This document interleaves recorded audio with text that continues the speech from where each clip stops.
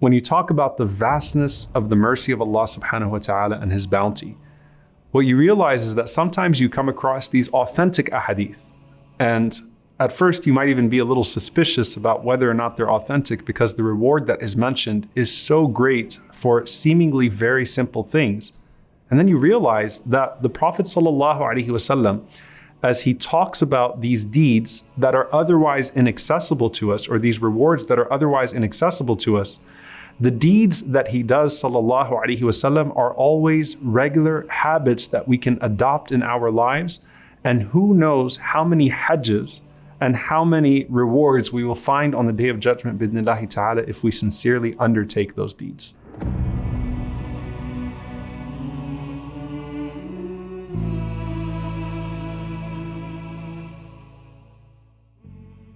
First and foremost, the sincerity of intention. And sometimes, especially for those that make the intention of Hajj, it doesn't really hit them that, inshallah, you had the niyyah, so bidnillahi ta'ala, because you had the intention, the sincere intention, it counts. But I didn't feel it, right? I didn't get to go to Medina and go to Mecca. I didn't feel the struggle of Hajj. And so it's hard for me to conceive that perhaps I actually would have the reward of Hajj. May Allah subhanahu wa ta'ala grant it to all of us who made the intention for Hajj or Umrah. Allahumma ameen. And then you look at this particular hadith where the Prophet ﷺ chose to talk about the people who wanted to go to Tabuk. Now remember, Tabuk was a difficult journey. It was in the heat of the summer, and it was a journey that the hypocrites did not want to go on because it just required so much, and they made all sorts of excuses. And the Prophet ﷺ is speaking to those who actually went to Tabuk, and they actually encountered all of its hardships. And he says, there are people that are not with you, habasahum al-marad, that they were held back by some sort of sickness, or al-udhr, they had some sort of excuse, but they have the same reward as you. So the Prophet ﷺ is saying that to the people that went under that huge journey, that undertook that huge journey with all of its hardships. And he's saying, sallallahu alaihi wasallam, look, there are people that have the same reward, even though they did not struggle the way that you struggled. So the sincerity of intention is important. And it's something that we have to always remind ourselves of, that innamal a'malu binniyat, that actions are but by intentions. It's not just some sort of comfort that the Prophet ﷺ gives to us when we can't fulfill a deed. It's something that requires work. Like, you have to actually work on your intention and make sure that as you intend to do something, that you sincerely intend it for Allah subhanahu wa ta'ala, and then the reward is assured from Allah subhanahu wa ta'ala. Now, one of the things that we see with the Sahaba is that when they moved to Al-Madinah, for example, they were unable to make it to Mecca, and they missed Umrah. And we see the wisdom of the hadith of the Prophet ﷺ, where he says that whoever makes wudu in Medina and then he heads out to Masjid Quba, the first masjid in Islam, to pray 2 rak'ahs, that will equal Umrah, that will actually equal Umrah. So imagine if you just moved to Medina and you now have that comfort from the Prophet ﷺ that going out to Quba is like going to Mecca and getting the reward of Umrah. So that's something that we still do today, because in the mercy of Allah, though there might be context to these things, they are not restricted in their reward. This is something that is available to the entire ummah. And so you have one of the most hopeful hadiths, not just about attaining the reward of Hajj, but Hajj with the Prophet sallallahu alaihi wasallam. Imagine if you lived in Medina and everyone came back and you missed out, right? Think about the few people that did not get to go on Hajj with the Prophet sallallahu alaihi wasallam, and it's being referred to as Hajjatul Wada', the farewell Hajj. There's a chance that the Prophet sallallahu alaihi wasallam won't go out again. And so people are really remorseful and regretful that did not go with the Prophet ﷺ. And there's this particular woman, Sinan al-Ansariya, radiyallahu ta'ala anha, who was so sad because she wanted to go on Hajj with the Prophet ﷺ, but she was unable to. So she goes to the Prophet ﷺ and she complains to the Prophet ﷺ about her situation, that, Ya Rasulullah, I missed Hajj with you. So this is after the Hajj. And the Prophet ﷺ says, well, what stopped you from doing Hajj with us, O Sinan? And she said, my husband only has 2 camels. He used one for himself to go out with Hajj for you, and the other camel is for irrigating our land. So I had no way to actually go out with Hajj or for Hajj with you, sallallahu alaihi wasallam. The Prophet ﷺ could have given her a specific answer to her situation. He could have said to her, for example, that, you had the sincere intention. So inshallah, it counts. And that would have been true to everything that the Prophet ﷺ had already said about so many other things.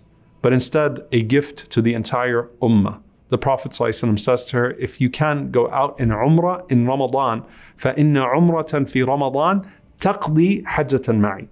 If you do Umrah in Ramadan, it is equal to doing Hajj with me. Notice the Prophet ﷺ did not tell her to go to Hajj next year, because the Prophet ﷺ knew that he would not be around for Hajj next year.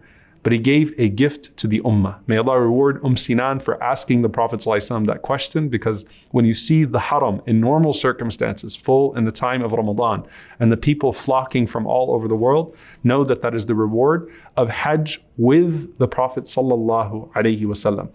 Now you have all of these various deeds, and this is something that I want to end this series with, because these are things that are accessible to all of us bi'idhnillahi ta'ala, and they all equal Hajj. And these are all authentic narrations that I'm going to share with you. What are the deeds that the Prophet ﷺ mentioned equal Hajj? Number one, the most famous and the most common, the Prophet ﷺ said, whoever prays in jama'ah, whoever prays in congregation and remembers Allah from Fajr, so prays Fajr in congregation and remembers Allah until sunrise. So they make dua or they do dhikr, they remember Allah subhanahu wa ta'ala in one of the legislated ways. And then they pray 2 rak'ahs after sunrise, Salatul Duha. The Prophet ﷺ said that that person has the reward of Hajj, tamma, complete. The reward of Hajj and Umrah, complete. So that's something that you can do on a regular basis. You could pray Fajr and you could stay until sunrise. And that is the reward of Hajj and Umrah. And that's something that the Prophet ﷺ mentions authentically.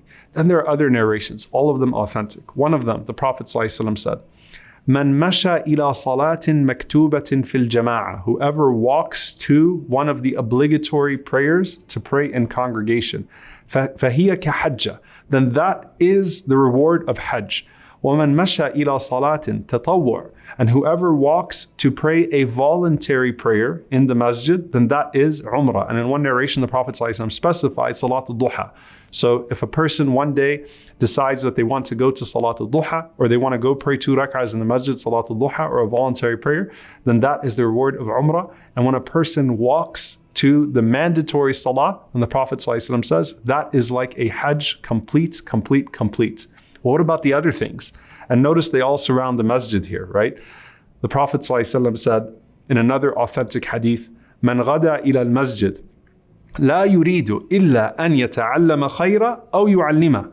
Whoever goes out to the masjid, and what they want, the only thing that they want, is to learn something good or teach something good. So both the student and the teacher, when there's a halaqah, and you go out to the masjid, to one of those circles of remembrance.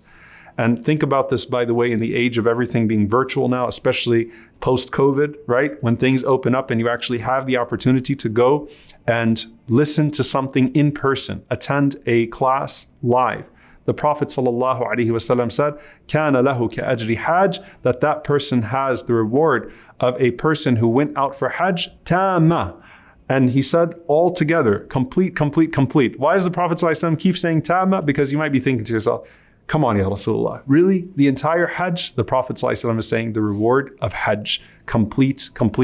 So these are things, subhanAllah, that surround the masjid that a person could do on a regular basis. Praying Salatul Fajr and staying until Salatul Duha. Going to the obligatory prayer or going to pray a voluntary prayer, specifically perhaps Salatul Duha when they have the opportunity to do so. Or a person going to the masjid to learn or to teach. May Allah subhanahu wa ta'ala make that reward accessible to all of us. Allahumma ameen. And then there's one more narration that I want to share with you in this regard, also an authentic narration from Anas ibn Malik radiallahu ta'ala anhu, a powerful narration. He says that a man came to the Prophet sallallahu alaihi wasallam, أتى رجل النبي صلى الله عليه وسلم فقال إني أشتهي الجهاد.